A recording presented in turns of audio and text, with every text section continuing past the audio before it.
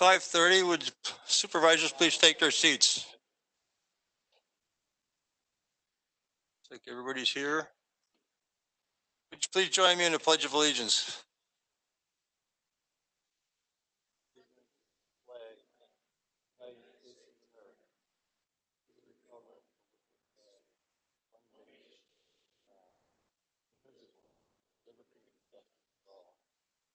Thank you.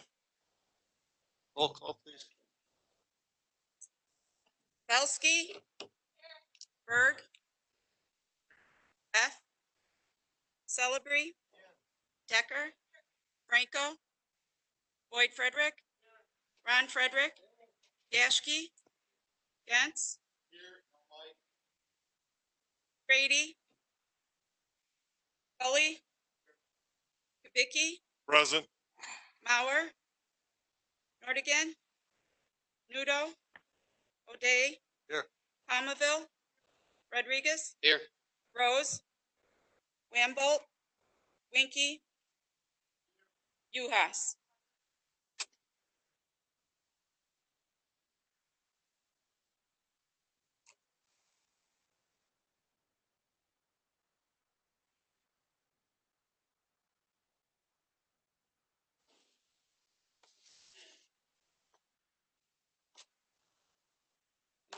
Am I on here?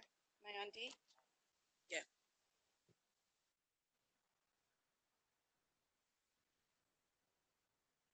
Of our committee. Healing of our community. As you may have seen on the notice, we are meeting as a committee of the whole. We have typically used this format for the receipt of information on a topic which might impact future actions. This is how I intend to proceed this evening. It is designed to be a forum in which supervisors can speak about their thoughts on moving forward and actions we take to assist in the rebuilding and healing of the community. We will not be taking action this evening, but the results of our discussion may form the basis for action in the near future. As this is not a meeting of the county board or one of its standing committees, there will be no citizen comments portion of this meeting. When we hold our regular meeting next week, it will be part of our agenda as usual. Supervisor Grady pushed back the start of the Public Works Committee meeting from 6:30 to 7 in order to accommodate this committee of the whole meeting.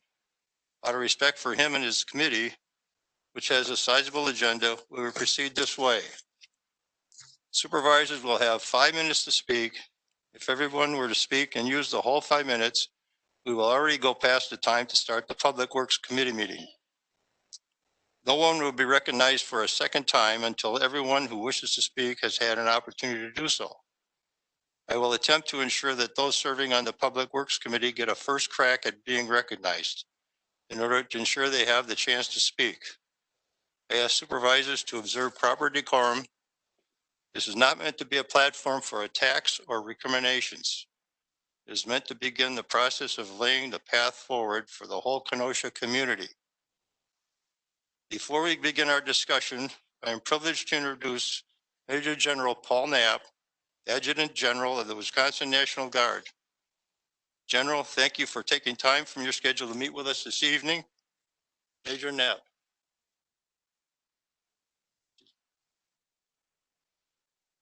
Speak. Okay. All right. Can everybody hear me? Great. Thank you very much. I am Major General Paul Knapp. I'm the Adjutant General for the Wisconsin National Guard, which means I'm the commander of the men and women of Wisconsin's National Guard. And I also oversee Wisconsin emergency management. So I've got some prepared comments that I would like to go through. And then at the end of that, I'll be happy to take questions. So there we go. Sorry. Try and find a place to set this. All right. First of all, thanks for allowing me this opportunity to be here tonight to speak with all of you.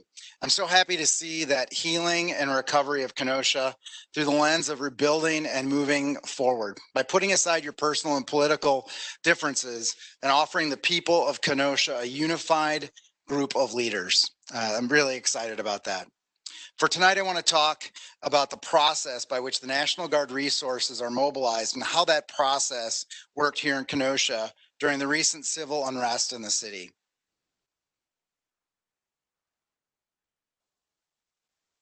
All right, first I'd like to discuss the timeline of events that resulted in the National Guard's mobilization. As we are all familiar with by now, Mr. Blake was shot at approximately 5:15 p.m. on the evening of August 23rd, and civil unrest began shortly thereafter once the video came out on social media. Kenosha County put in a request for emergency police services to Wisconsin Emergency Management at 8:50 p.m. to bring additional officers to Kenosha, and that request was actioned at 9:31 p.m. when Kenosha obtained officers from neighboring agencies and the Wisconsin State Patrol. During this time, the governor's office and the Wisconsin National Guard were in direct communication with Kenosha officials regarding the needs here of the local community. At 3:05 a.m. on August 24th, Kenosha County requested the Wisconsin National Guard's Quick Reaction Force. The governor immediately gave me verbal authorization, to which I relayed through my chain of command to mobilize those troops with his approval. The governor followed up. The governor followed up with a written order at 9:36 a.m. Monday morning, per the appropriate protocol for the situation. As with all emergencies, the Wisconsin National Guard cannot self-deploy. We're never the lead agency in this sort of response, and we always serve in a supporting role. The Guard deploys at the request of local authorities after receiving a direct request for assistance that is run through a county emergency manager, then through Wisconsin Emergency Management, and ultimately approved by the governor. At the state level, the Guard is generally seen as a last resort after all other resources are exhausted, including prearranged mutual aid and emergency police services from other jurisdictions, coordinated through the State Emergency Operations Center. Let's see. And as a reminder, the Wisconsin National Guard is made up of citizen soldiers and airmen. Basically your neighbors. The Kenosha, here in Kenosha, there's an armory, which actually was involved in the response as well. What means then we have to, the time it takes our troops, they're living their civilian lives, they're working their civilian jobs, raising their families and more in our communities all over Wisconsin. So when they're mobilized, they have to put all those things aside, travel to the armory where they're assigned, which may be several hours away in some cases, and then receive their mission, gather their equipment, and travel to the incident site. So all of that adds to the response time for the National Guard. And our Quick Reaction Force, which consists of 125 soldiers from our National Guard Reaction Force, has a recall time of 12 hours from when they are notified. They represent the first of 500 troops that make up that National Guard Reaction Force, which has a recall time of 24 hours. Additional follow-on troops are mobilized as quickly as possible. So after receiving the request for assistance, early that Monday morning, we mobilized our Quick Reaction Force and had 125 soldiers here on the ground in Kenosha for Monday night. Simultaneously, Wisconsin Emergency Management had received an additional request for emergency police services, armored vehicles, and street officers at 1:07 p.m., followed that evening with requests to the state for additional radios, which were fulfilled also through Wisconsin Emergency Management and the Office of Emergency Communications. By Monday evening, 2 Wisconsin State Patrol strike teams and more than 50 officers were on the street, along with more than 100 additional law enforcement officers from neighboring jurisdictions and 125 Wisconsin National Guard troops that I already mentioned. As a point of clarification, Kenosha is home to the Wisconsin National Guard's 32nd Military Police Company, which is the organization usually tasked as the Guard's Quick Reaction Force. However, they were actually at their regular scheduled training on a weapons qualification range at Fort McCoy, which is 4 to 5 hours away from here, north and west, and they were unavailable that first evening because they just weren't here. They were, let's see, sorry. When that happens, we have the rest of that 500 National Guard Reaction Force able to fill in. And so we had a different company is roughly 125, filled that Quick Reaction Force role and met the 12-hour requirement for reaction here into Kenosha. And then the 32nd Military Police Company from Kenosha was on the ground in Kenosha by Tuesday when the number of National Guard troops doubled to 250 in accordance with Kenosha's request of the Guard, along with more than 70 Wisconsin State Patrol officers and additional law enforcement from other jurisdictions. It was also on Tuesday that I communicated with local law enforcement that we would have 1,000 troops in Kenosha by Friday. On Wednesday, August 26th, the number of Guard troops in Kenosha doubled again to 500, again in concert with local requests received from Kenosha. The 500 troops were in addition to more than 80 officers from the Wisconsin State Patrol and 100 officers from other jurisdictions. Sorry about all the numbers. I just want to make sure you have all the facts. Additional federal support from the FBI and U.S. Marshals arrived on Wednesday as well. Simultaneously, Governor Evers made an Emergency Management Assistant Compact, that's also known as an EMAC request, on Wednesday to neighboring states or other states for additional National Guard military police companies, while additional Wisconsin troops were mobilizing to support Kenosha as well. For those of you not familiar with EMAC, it's basically a mutual aid agreement between the states during emergencies.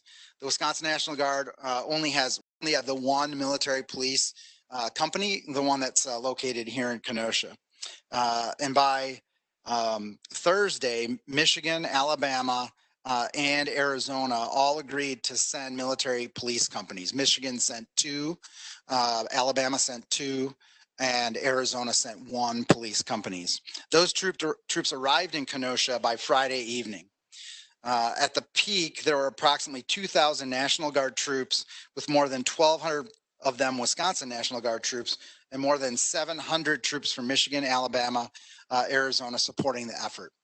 That number remained steady throughout September 2nd, when the out-of-state troops began disengaging and heading back to their respective states. On September 3rd, Wisconsin National Guard troops began drawing down as well. After September 5th, we had 500 on duty and or in a standby role, ready to respond as of midnight last night. Our mission ended, and I was able to send all of those soldiers back to their homes last night so that they could be in school or work today. So as of today, all Wisconsin, they have all been disengaged from this mission per the original plan in accordance with requests from local level. However, we continue to monitor the situation and are mindful of key upcoming dates, such as charging decisions, and will continue to be here to support Kenosha and the rest of the state if we're needed again in this role. The state's total costs. So a lot of people have asked, how much did this cost? The state's total costs associated with mobilizing the National Guard in Kenosha is approximately, so far, $5.3 million. For the Guard mobilization here in Kenosha. That's still an estimate at this time. It'll take a number of weeks to get those numbers finalized, but that's our estimate now. And then, for example, when we drew down to 500 on last Friday to take us through the holiday weekend, we had those 500, 125 on duty and 250 plus overhead, making up 500 over the weekend. That approximate daily cost is about $160,000 a day. And that was from the, and then prior to that, after we drew down and sent the out-of-state soldiers back to their homes, our cost per day was about $445,000 per day. And it, as you can imagine, it varies. It varied throughout the event based on who we had involved. The Guard's mobilization in Kenosha represents our third civil mobilization for civil unrest in Wisconsin this summer. More than 1,000 mobilized in support of Milwaukee, Madison, Kenosha, Racine, and Green Bay in late May. As you know, we had a couple platoons here in Kenosha. And then in June, we responded again, mobilizing about 200 to the Madison area. Let's see. We are and continue to be grateful for the partnership with local law enforcement and federal agencies that responded in Kenosha. There was a fantastic working relationship, and all of our collective resources We're well integrated and working in close collaboration to preserve public safety and ultimately the ability of the people to exercise their First Amendment rights to peacefully and lawfully demonstrate. I was very impressed with the professionalism all involved in this response. Everyone had to work together to keep keep Kenosha peaceful after that third night of unrest. So, and I also like to just say how proud I am of the airmen and soldiers for answering our state's call again, like they've done so many times over the course of this summer, whether it was COVID or election support or civil unrest. It's been a real heavy burden on them, as well as our entire state. And in particular here, it has been a very heavy burden here in Kenosha with the civil unrest. Let's lost my spot. Okay, there we go. The overall effort received a lot of complimentary feedback from out-of-state federal resources and the National Guard troops from out-of-state about how well organized and highly functioning the response was. It's a testament to everyone involved. We had folks that came in from out-of-state that had also been in places like Portland and California, some of the federal agents and agencies, as well as some of the other Guard units that came in from other states who had experienced civil disturbance operations in their states. And to an organization, they all were impressed with how this operation was run here in Kenosha.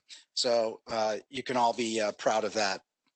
I'd like to highlight a few of the keys to our success and the success in keeping the peace after that third night.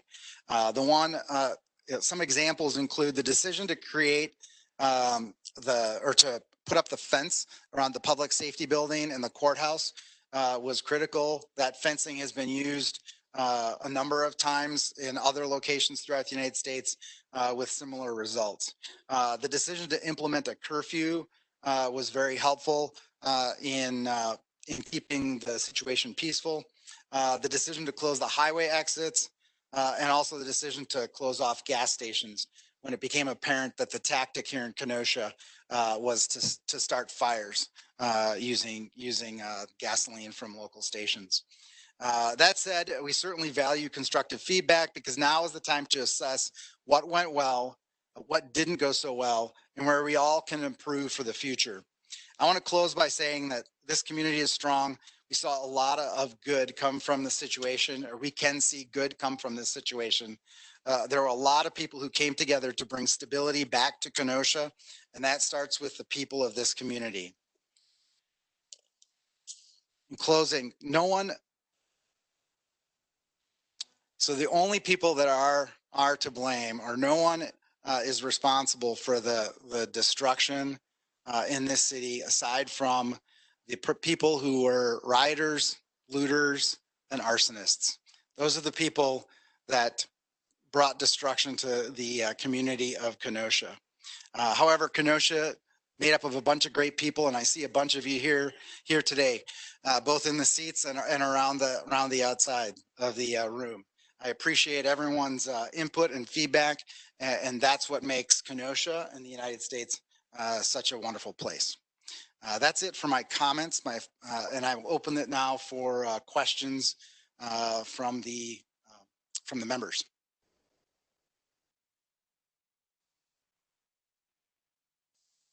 Any supervisors have any questions for the general? Mr. Gully. So, thank you for your time here. When your forces are on the ground, can you explain the chain of command and who dictates what your forces do and what they engage in and what tasks? Absolutely. So, so we are completely in a supporting role. So while I was on the ground in Kenosha each night of the last 2 weeks, the local law enforcement is in charge of the tactics and how the operation is run. So the incident command center. So Kenosha has an incident command center and an emergency operations center. So the incident command center is the tactical level decision making. And that was one of the things that as early as Monday night, when was the first night that I was involved here, was, in my opinion, very, very well run. considering that it had just been stood up, and all of the agencies were being integrated into that mix. So for example, when other law enforcement agencies would come in and report in, they would report in, mention their status, like how many they are. Let's say Oneida County sent a mobile field force, 8, 10, 12, whatever that was, and a Bearcat. Then that information, they would check in with their capabilities, and that would go to this incident command center team. And then the incident command center run by the Kenosha County Sheriff's Department, then would basically look at the tactical situation using all of the resources that were available, and assign those forces out. And do you want to add anything else to that, or? Sure, we'll give you a little bit on the Emergency Operations Center as well.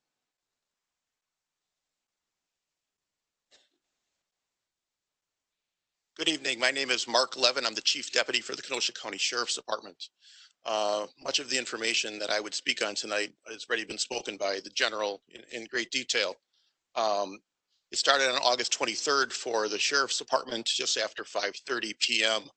A call for assistance by the Kenosha Police Department was made, and we immediately mobilized to set up, just like the General said, an incident command center, which would be our Sheriff Mobile Command that was stationed at Bradford High School. And we opened our Emergency Operations Center. And at that point, it was a 24-hour status. Myself and others within the Emergency Operations Center were in charge of putting together plans and giving information jointly with the Incident Command to formulate plans as the event continued through morning and into night, and as fluid as it may be. So the way direction and orders were given were through planning in the Emergency Operations Center to Tactical Command inside Incident Command, and those wishes and or orders were followed through on the field.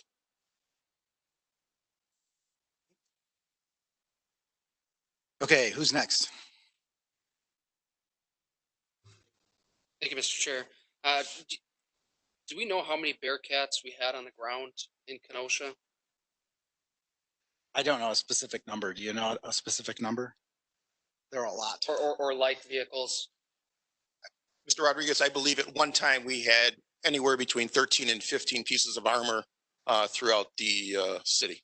Okay. And how many pieces of armor? Does that include what the National Guard brought in? Or do you have a number for that?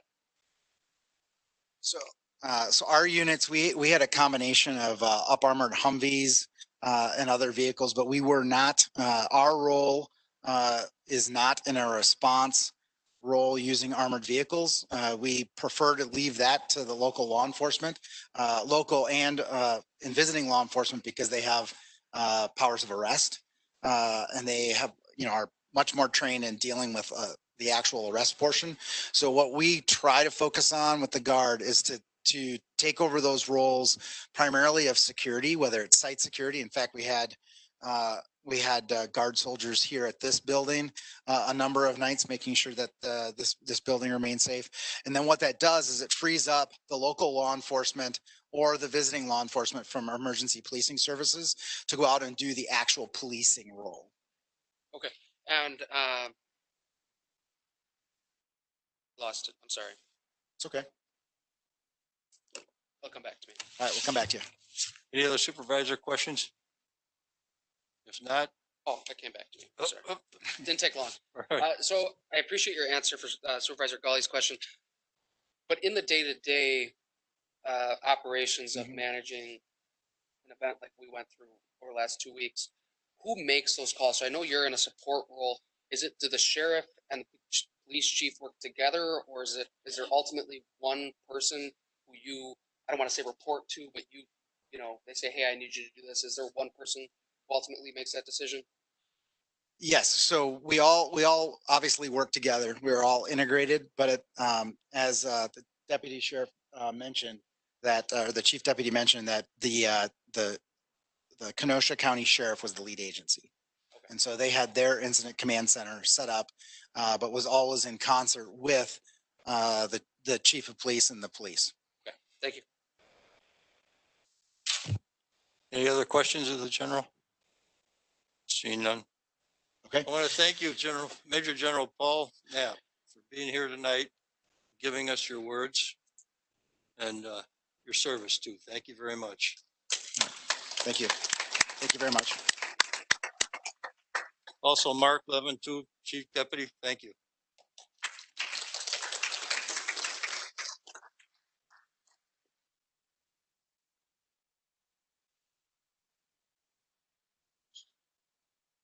Thank you. Appreciate it. At this time, I'm going to call on Supervisor Rose. All right, thank you, Mr. Chairman and members of the board. First of all, Mr. Chairman, I thank you for calling this special meeting.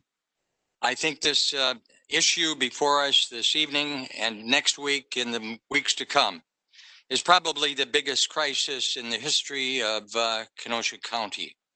And the way we deal with this crisis is utterly important to the people who live here and the example that we set.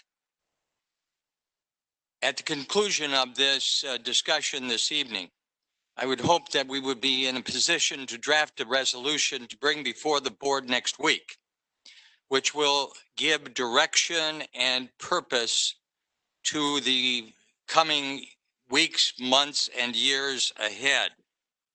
And that we speak as a unified force, a unified board, not as Republicans or Democrats or independents, but all Kenoshans working for the best interests of all who live here.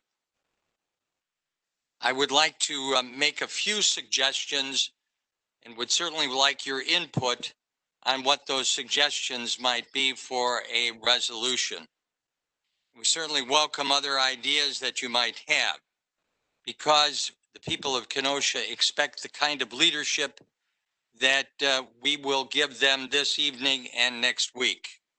First of all, this board has passed a resolution dealing with the issue of racism.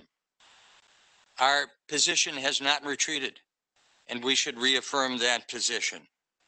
But in addition to that, we have to think about how we redevelop this community which has been harmed. First of all, I talked with the Vice President at Kenosha Area Business Alliance this afternoon, Heather Westling, and she's developing a list of buildings and businesses which have either been demolished or harmed. Estimated costs running, she says, approximately $50 million, with 100 businesses injured, 40 of them probably out of business for good. We need to encourage those people to rebuild in the uptown or downtown Kenosha, not to abandon their hopes and dreams, but we need to encourage those hopes and dreams and give them the support that this city, county, and state has to develop. We need to ask the federal and state government for funds for rehabilitation of these businesses and this property. We need to call upon the state of Wisconsin to locate and rebuild the probation and parole office, which has been downtown for many years on 60th Street. The county needs to assist the city in bolstering the uptown federal funds, state funds, or local funds to make sure that those body cameras, which we authorized in a prior resolution, are made very much part of the forthcoming budget.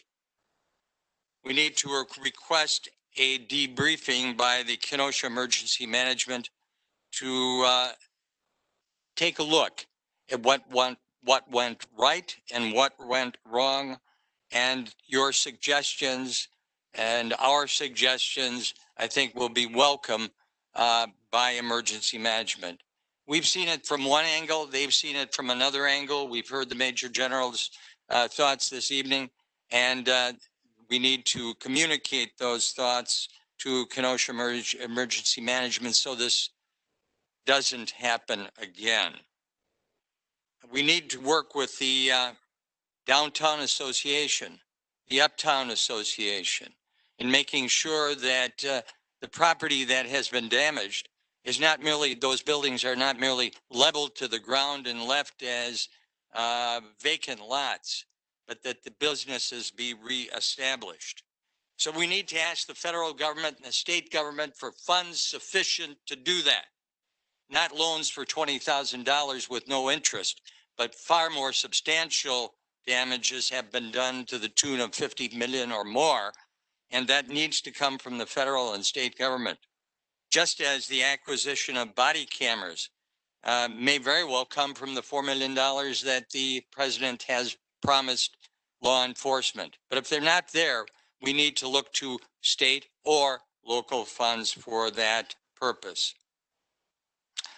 County has lost substantial sums, windows broken, vehicles smashed, and whatever is not covered by insurance, we need to ask the federal government or the state government for compensation. And finally, in dealing with the issues here tonight, we'd be remiss if we didn't thank our local sheriff's department, police department, our National Guard, our state patrol, our federal agents who all came here to assist in maintaining the peace. We also need to thank the citizens who volunteered their time and talents and resources, many of them at personal danger, donations of food and supplies and cleanup and beautification to send the message that Kenosha was strong, that it was not a racist community, that if there were deficiencies that we were willing and able to address them. But the one issue that we need to make very clear to the people here whose lives have been endangered, whose property has been destroyed, who lived in nightly fear, is the same message that we need to send to people who may come here from out of town or elsewhere and do citizens harm, injure them, burn their property, kill or maim.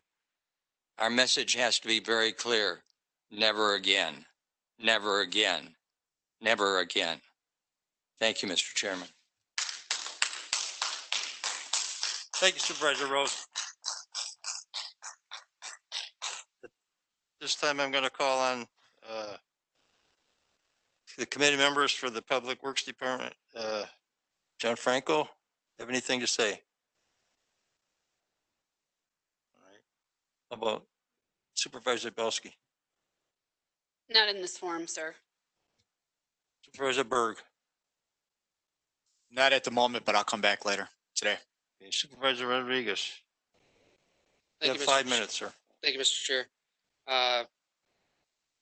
Seeing that we were unable to have citizens' comments tonight, I just want to read some concerns that members of the public made apparent to myself, both in and outside of my district. Just hold them up. And some of these concerns have been addressed by the general and by Supervisor Rose. Joe writes, it sounds like it's already been brought to your attention, but there's a lot of talk about our city being set on fire again post-election. It'd be great if we can get a plan in place ahead of time. We've seen with our own eyes what a couple of days of allowing riots and looting did to our community. Michelle writes, how are we going to handle behaviors when verdicts come in for the accused? As I see it, we could be dealing with 4 separate riots in the future. Anna writes, building on the board's recent commitment to address racism as a public health concern, please also consider how you and we as a community will address racism's impact on public safety and policing in our community. Body cams are an important step, but don't prevent or address racial bias in policing strategies and funding decisions. I do not claim to have all the answers, but I want to make sure this is heard as a constituent concern alongside with the calls for physical rebuilding. Thank you. Kalana says, thank you for standing up for the city of Kenosha. We are so grateful you pleaded for our city when we are in dire need of help from the president. I want to add that I think a lot of the confusion and frustration for myself and for some of my colleagues was the lack of information that we were receiving at the start of this. With that, I want to thank the county executive's chief of staff for providing the county board updates as events unfolded. And I want to echo the calls of Supervisor Rose that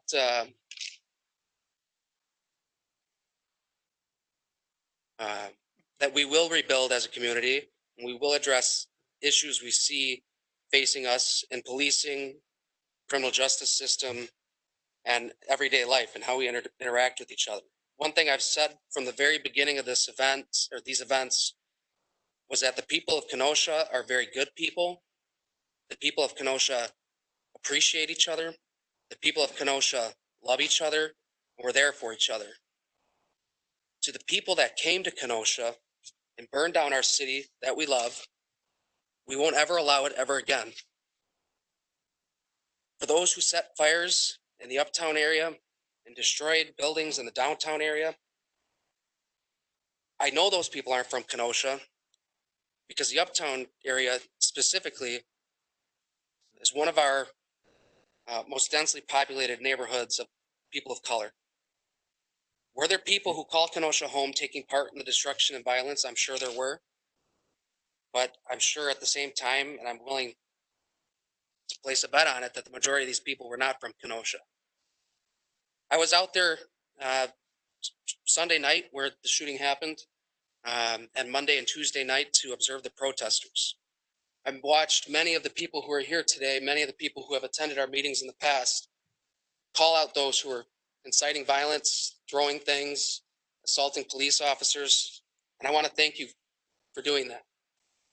We're strong people in Kenosha, and I look forward to rebuilding side by side with Republicans, with Democrats, with independents, and people who may not vote at all. That's all. Thank you. Supervisor Nudo. Supervisor Palmaville. Thank you, Chairman O'Day. Just a couple things real briefly. I just want to make it really clear that changing the laws isn't the only part that brings the solution. There's this misconception if we enact a few laws, then we're good to go and things should kind of move on in a better direction. But that is so far from the truth and so far from what the data shows us. What change comes from changing thoughts and minds and hearts. And we have to acknowledge where and how it exists and take a good look really hard at ourselves as well when it comes to acknowledging our thoughts and what runs through our minds. Changing law might be actually the easier part of this, but changing thoughts and beliefs is how we can even get to the place of creating any kind of long-lasting change. Do we want to be on the forefront of change as a county? I sure do. I hope some of my other supervisors, probably most of us do. Probably most of us here in this room do. And what would benefit us as a group is my question, to do the best job together. Do we maybe need some diversity training? Could that be beneficial to us as a board? Just a question, not a suggestion, but a question. But I know that I'm willing to do what is needed to end racism here in Kenosha County. Thank you. Thank you. Okay. Now we'll open it up to other supervisors at this point. Supervisor Frederick. Turner. One of the things we can do with our own personal stuff is go downtown, spend our dollars downtown, let people know we're downtown and say, come on down. It's okay to be down here again. You know, invite them down. This shirt I got at Bjorn's today. Let them see that. Be comfortable downtown. Another thing is this. Right now, we are only 23 voices. Kenosha is, you know, think of it like a choir. There are lots of voices that are around us in this choir that we need not to also listen to, because Kenosha will heal when all the voices are heard. And when all the ideas are heard, then let us go from there. We will do things at this level, but we also need to do even more, even after this resolution is done.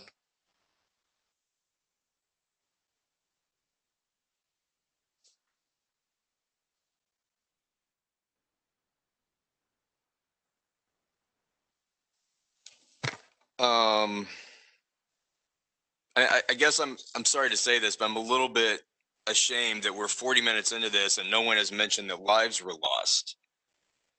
And I'm not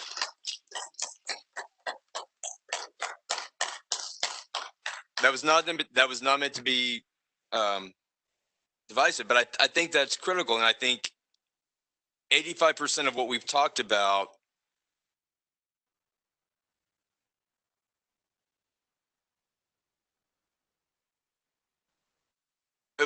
we talk about recovery and rebuilding, and we cannot pretend that that can be done on a foundation that does not include equality and inclusion. And I appreciate everything that Supervisor Rose said, but I think that we have to go back to that focus of building that equality. And I think we have to, I appreciate what Supervisor Pomaville said about diversity training, but I think we have to focus on cause and not spend so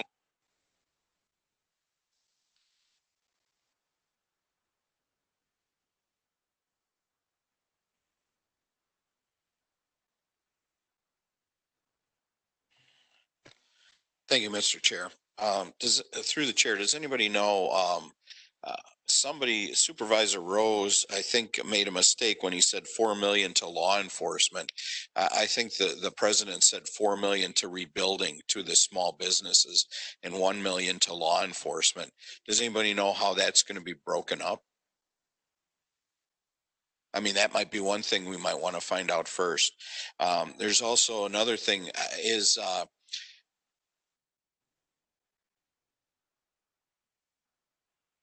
I didn't do anything. Creating, I know they create TID districts for like new construction and stuff like that, but what if we created a TID district with the city for the areas that were burned down? Like they don't have to pay taxes for a certain amount of time. I think that might be something that we could look at. We could also put together a committee to look at exactly what the damage was and how we can go about asking the state and federal governments for that help to get everybody back to the way they were. See, I wrote notes all over the place. Supervisor Rose also mentioned a debriefing to us. I don't know how any of us are going to tell the sheriff or law enforcement how to act, no matter what we're debriefed on. So that is interesting to me. That's all I have at this time. Thank you. I just want to say that it's important to look at everybody in this room. And I think it's important, we talk about downtown a lot. We need to support uptown. Uptown's the one that burned, right? And I think, and I know that I've reached out to some of you and we'll be talking. And I just want to say that you have our support, my commitment, and we need to work together. Thank you.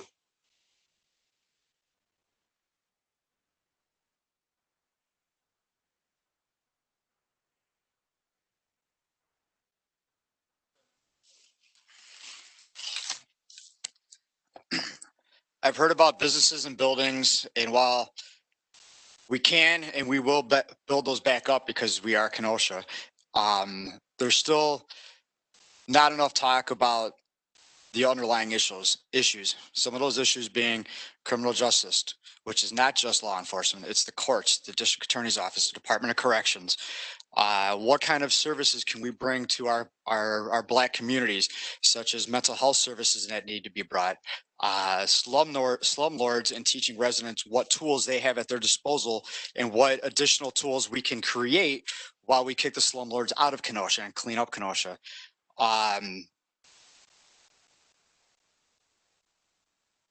When we are talked to, it's not about listening, going home and walking our dog and going to bed.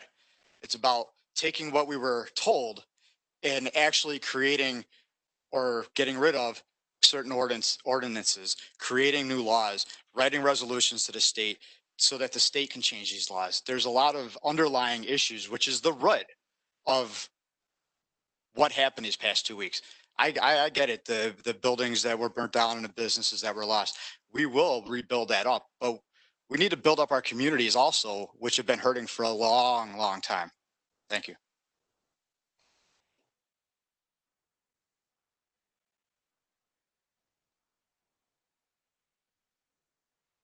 Anybody have a flag up?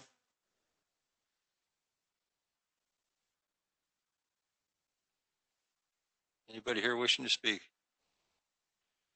Motion to adjourn then. Mr. Chairman, may I be recognized? Go ahead. Chair. So in listening to the remarks this evening, I take it that there's no objection that I've heard to drafting a resolution incorporating the various ideas that we've heard this evening and bringing it before the county board at our next meeting next week for discussion, revision, amendment, and support. Is that what we can assume is the direction that we want to take? Hold on, Terry. Supervisor Zabowski. Through the chair to Mr. Rose, what exactly would the resolution be? I've tried to outline what I think some of the bullet points are, and I've heard what some of you have said.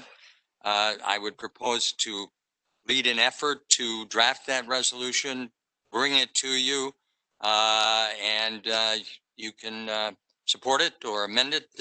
But I've heard what people have had to say this evening.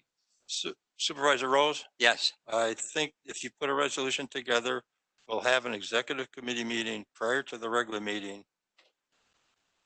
roughly maybe a half hour or an hour before. We'll determine that time frame later. But if you do that, so we can get it on the floor next Tuesday, Yes. and you'll have time to put the resolution together, bring it to the executive committee. We'll vote on it that night to bring it on the floor that night. Very good. Okay, Thank all you. right. Thank you.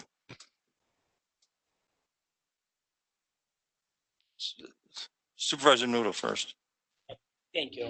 I just want to add one thing. I wasn't going to say anything, but I did send out a resolution today to the chairman and to. Microphone on, please. Get you closer a little bit. Okay. I was going to already send out a resolution today to the chairman and to the county clerk, hopefully to put it on next week's agenda.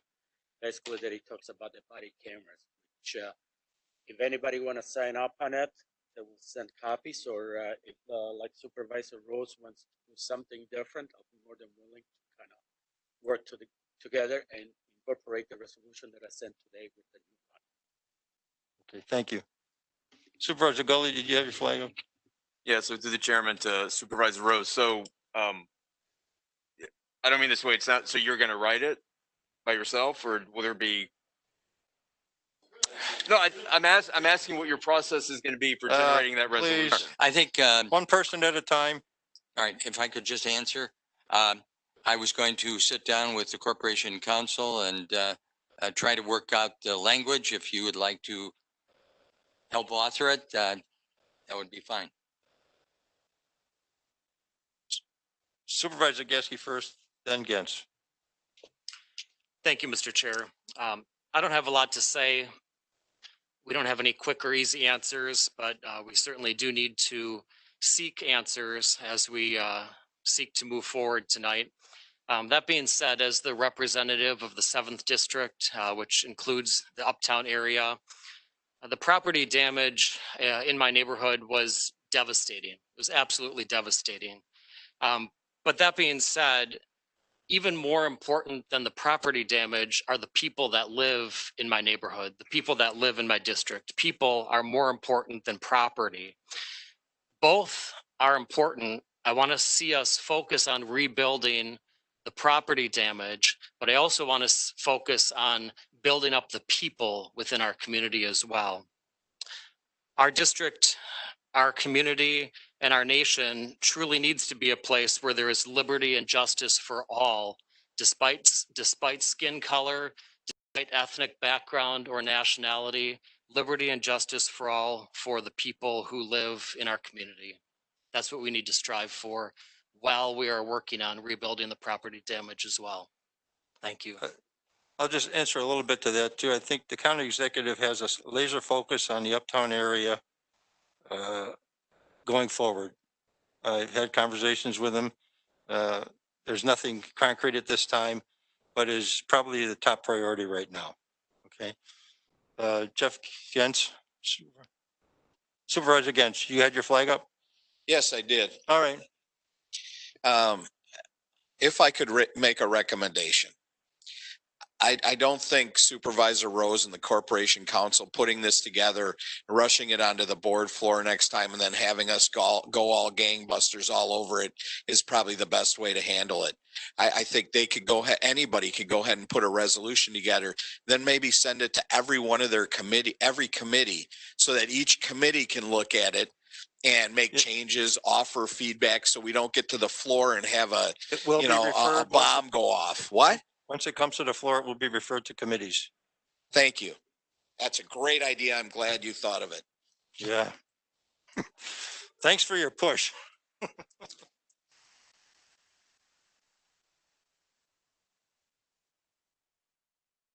Seeing any other flags? Gary? Yes. Rose? I think it's very important here that we do act expeditiously here. I would hate to see a resolution drafted, presented to you, and it goes here, there, and everywhere, and we come back and vote on it sometime around Thanksgiving or Christmas.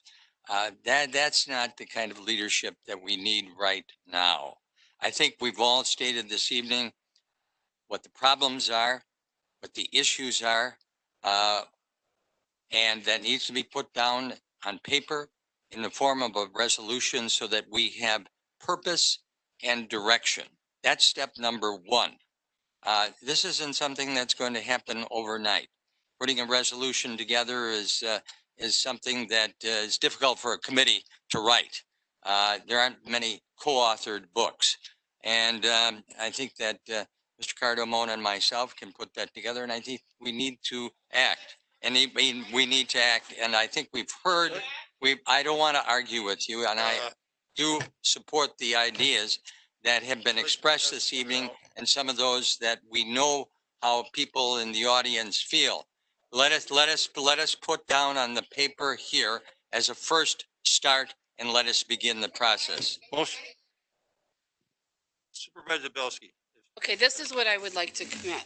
Okay, when I get the resolution, I'd be more than happy to sit down with any one of you in a group, one-on-one, so that we can get your input, and I would welcome any other supervisor to join me. Motion. Good? Supervisor Gens. Thank you. I didn't mean that we let Terry and Corporation Council write a resolution and then we put it in the mail around the world for 6 months. That's certainly not what I meant. But I also think that we are based on a committee process. It's good to have everybody be able to speak and analyze something rather than throwing it in front of everybody and then having us go at it for 5 hours. I think it needs to be thought out, clearly thought out. And I think that everything else goes through the committee process. So I don't think that this needs to be done like tomorrow. I think it needs to be thought through, input given, and work through the committee system. Thank you. Thank you. Any other? Supervisor Rodriguez. Thank you, Mr. Chair. I'd just like to clarify, and I think, Mr. Chairman, you and I are on the same page. There's no insinuation that we're going to get this draft of Supervisor Rose's resolution and we're going to vote on it the same night, correct? It's possible if it comes out of the executive committee. Okay. I can't guarantee that either. I want to echo Supervisor Belsky's what she told everybody here tonight and those of us watching. All 23 of us, myself included, ran for this position because we care about what happens not only in our district but throughout Kenosha County. With that, I appreciate Supervisor Belsky's invitation. I'd be willing to do the same. But it's important to note that, like Supervisor Rose said, books don't have several authors. This is how things get done. Call on your supervisor, tell them sit down with the author of the resolution. Hear our voices. Supervisor Rodriguez, don't talk to the audience.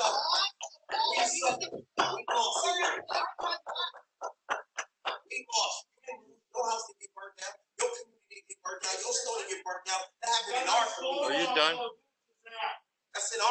I'd like to finish. Thank you. All right. I'd like to finish. You know the flag, so I have a motion. Point of order, Mr. Chairman, that's enough. That's enough. Would you like to be escorted out of the building? Please. Thank you. Just go. You can go. I'm not stopping you. No.